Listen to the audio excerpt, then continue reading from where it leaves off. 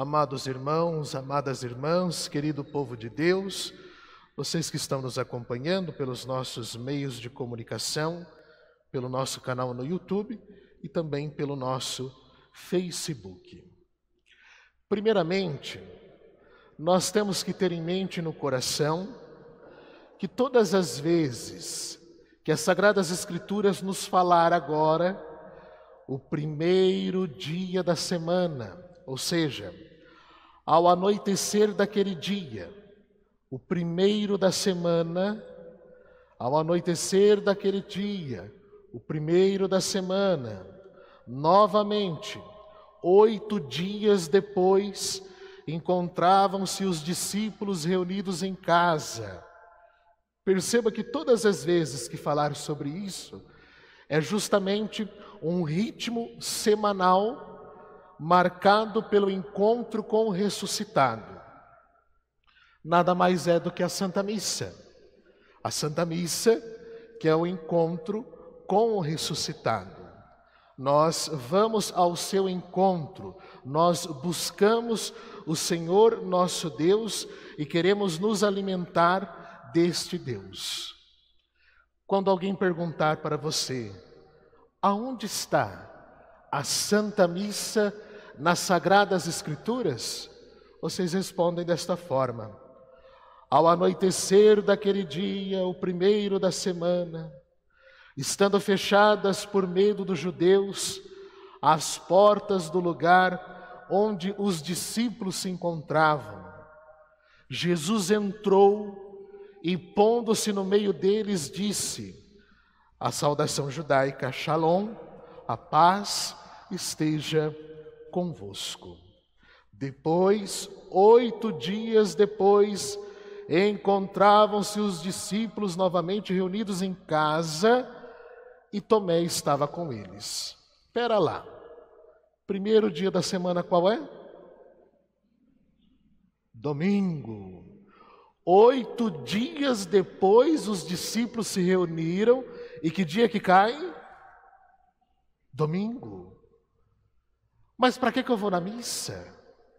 Eu posso ir ali debaixo de uma árvore falar com Deus?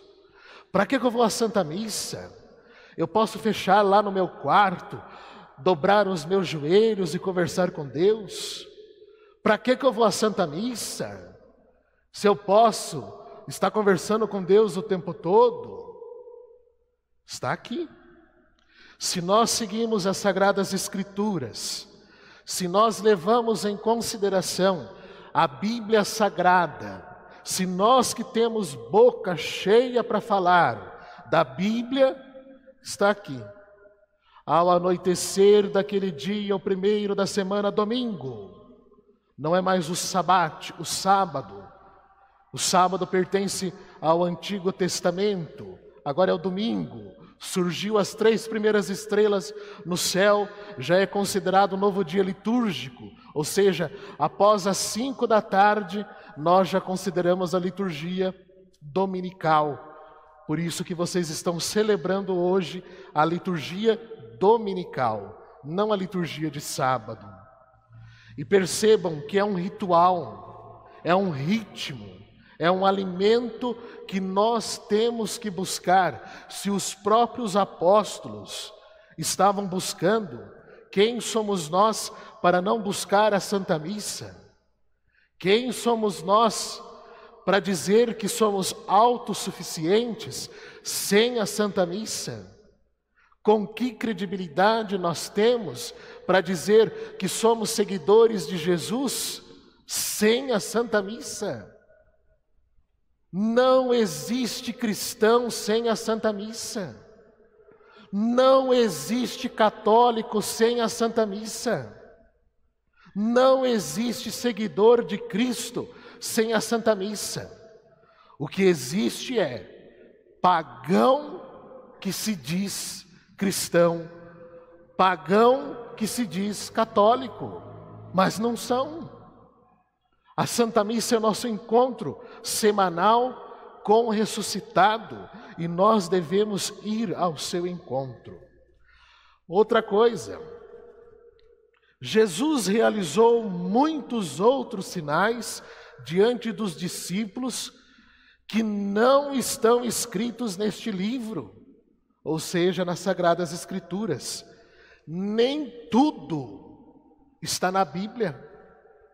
Quando alguém acusar, aonde que está na Bíblia que isso, o padre não pode casar? Aonde que está na Bíblia que a igreja tem que fazer imagem? Aonde que está na Bíblia, papapá?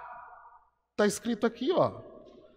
Jesus realizou muitos outros sinais diante dos discípulos que não estão escritos neste livro.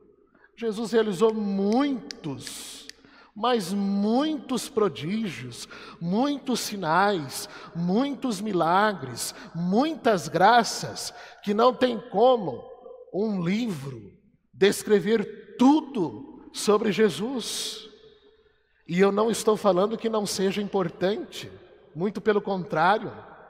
Nós temos a tradição e o magistério da Santa Igreja para nos ensinar, para nos conduzir e para nos revelar as Sagradas Escrituras.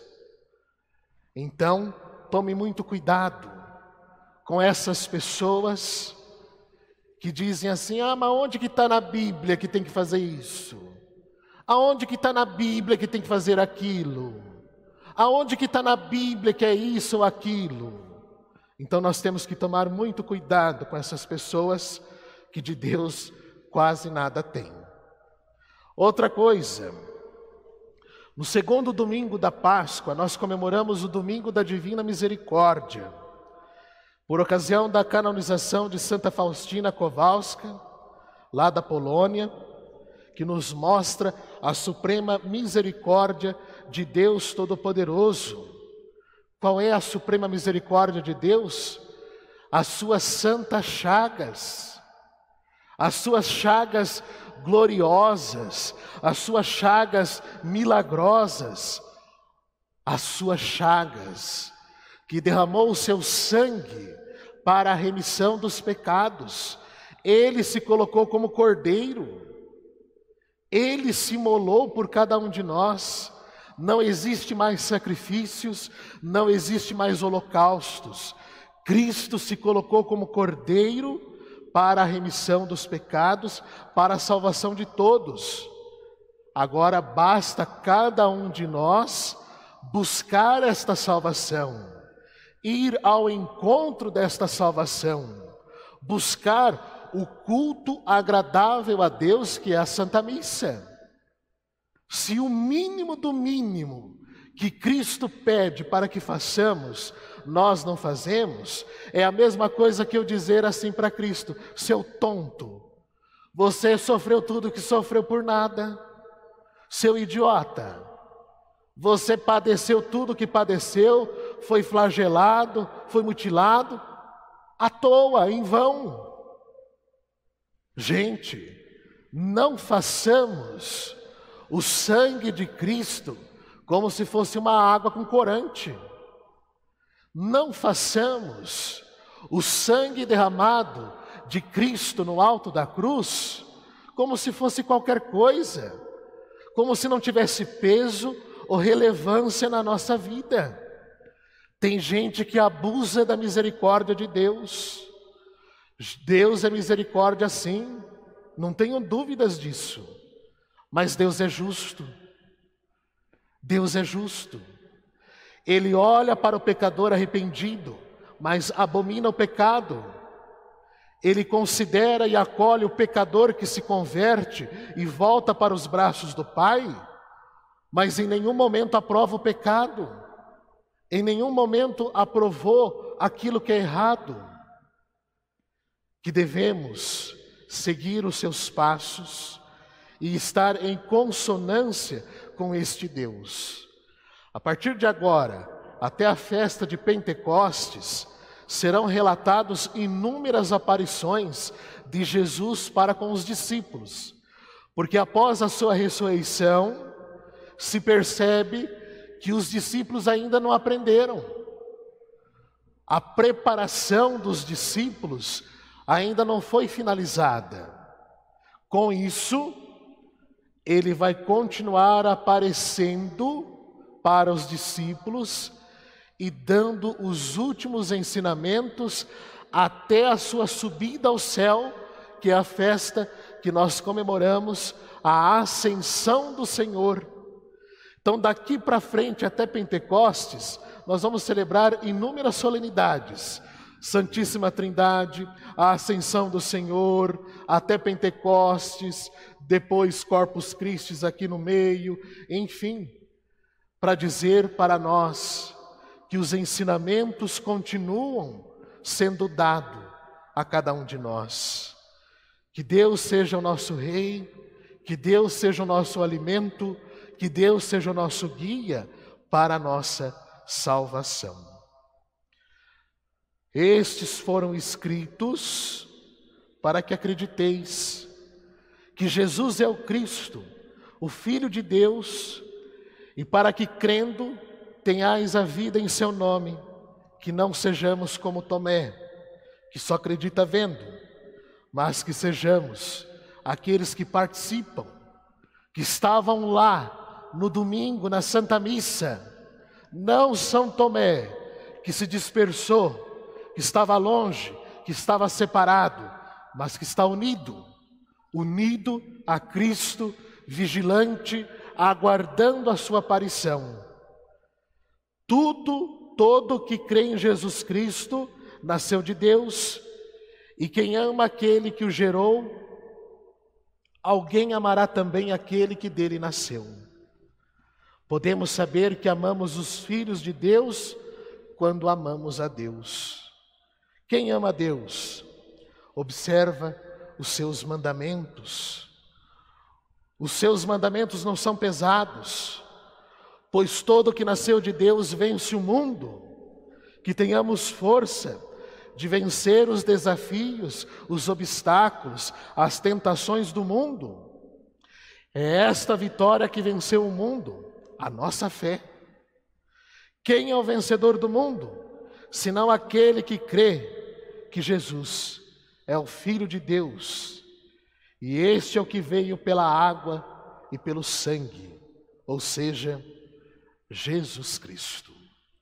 Louvado seja nosso Senhor Jesus Cristo. Para sempre seja louvado.